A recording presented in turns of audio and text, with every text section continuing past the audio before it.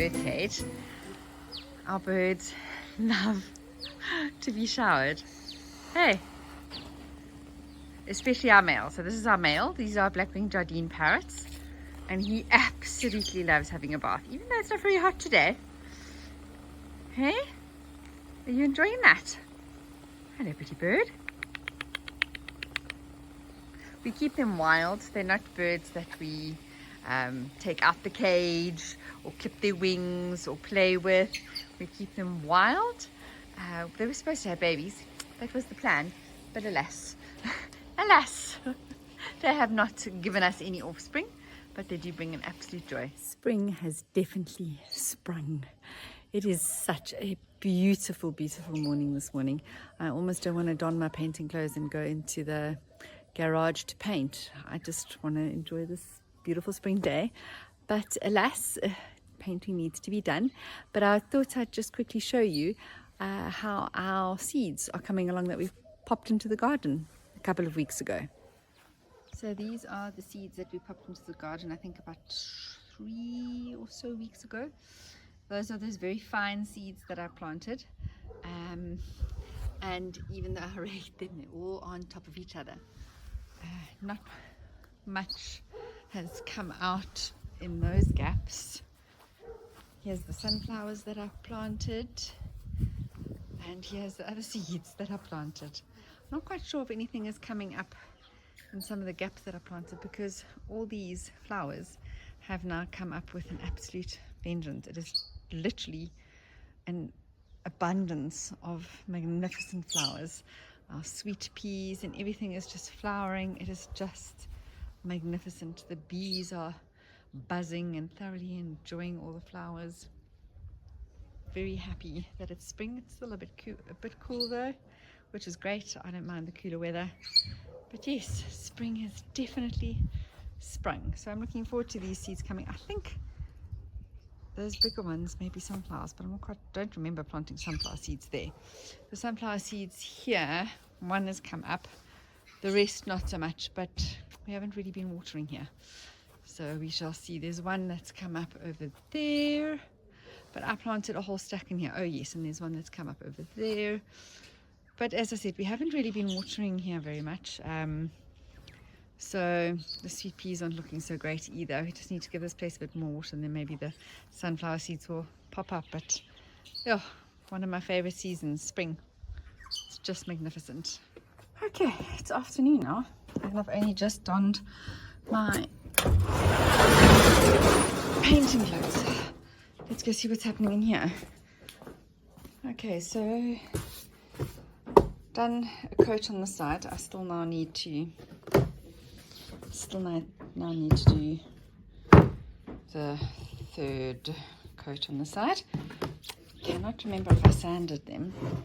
I don't think I did. So I think I'm going to just give them a quick sand. No, maybe I did. Maybe I should look on my YouTube videos and see what I did. No, I think I did sand them. Just looking at it. Yeah, I think I did sand them. Craig is gone to... Oh, hello. Surprised to see you here with your ball. Hey?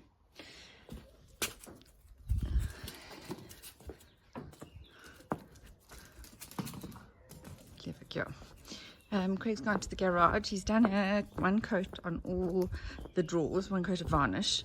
So he's going to steel wool them now and do the second coat. They are looking good. They all need 3 coats. So he's just starting off with the 2 shelves, giving them a good steel wool. Okay. And then once they are steel wooled, another coat, let it dry, and then another coat. We'll do, I think, 3 coats on these drawers like we have the others, definitely the shelves. But I think 3 coats should be enough.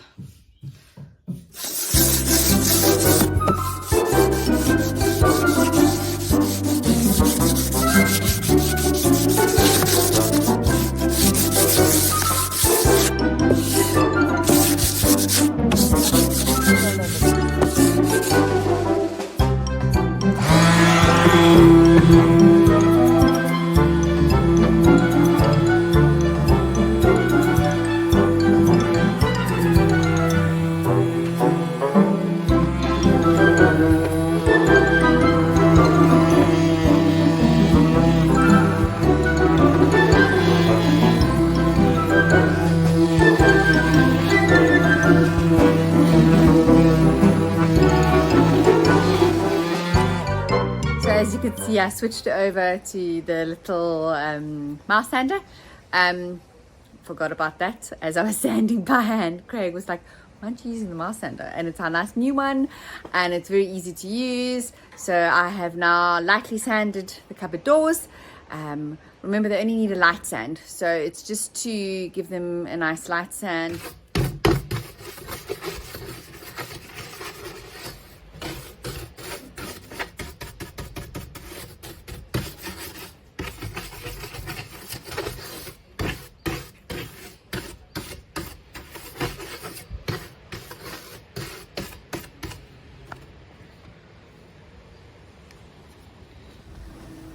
So while I've been painting, Craig is varnishing all the drawers and the shelves. Oh, we mustn't forget we've got to cut one more shelf for that one cupboard, which we haven't got a shelf for yet. Also trying to keep away from this crazy wind. The sun sink solar is working well. So once this is dried, we'll give it a steel wool and another coat, and steel wool and another coat, and so forth.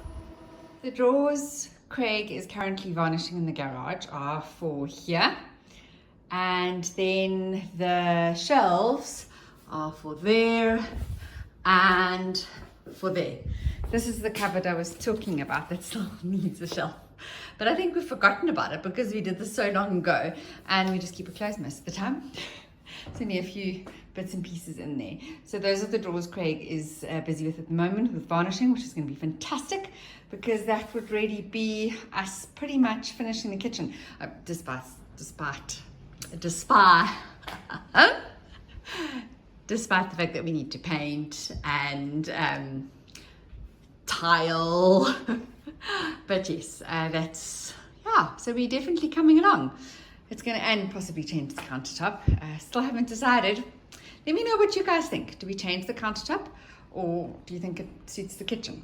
I would prefer to change it because I think it'll lighten the whole kitchen. But yeah, let me know what you think.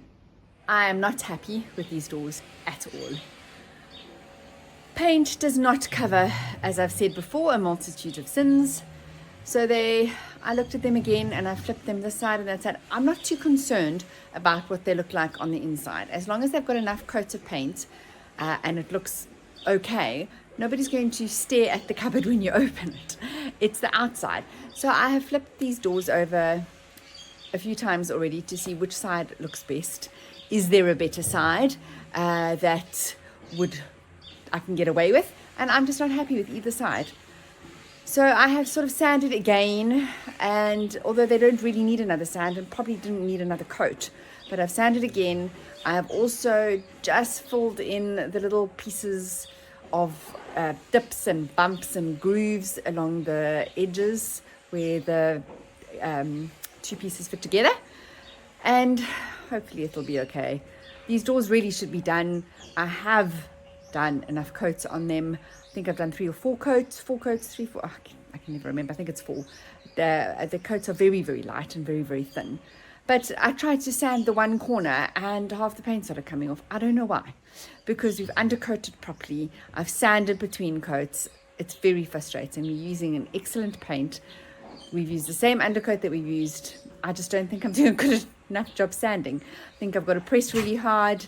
But yes, let's see. Hopefully with this tiny little bit of wood filler I've had to fill, I'll show you now, and sand, they'll be ready for the last coat. Just on the side, I'm not going to be doing it on the other side because the other side has 4 coats, and that'll be the inside of the cupboard doors. Hopefully they'll look good. I've put a little bit of wood filler here. This is, so this cupboard side is the better side, but this was obviously where the pocket holes were, and you could slightly see, I don't even know if I've wood filled that enough. Oh, goodness. You could slightly see where the pocket holes were over here, so I've wood filled it again. This side's fine. I think I am being a little bit pedantic. I don't know why.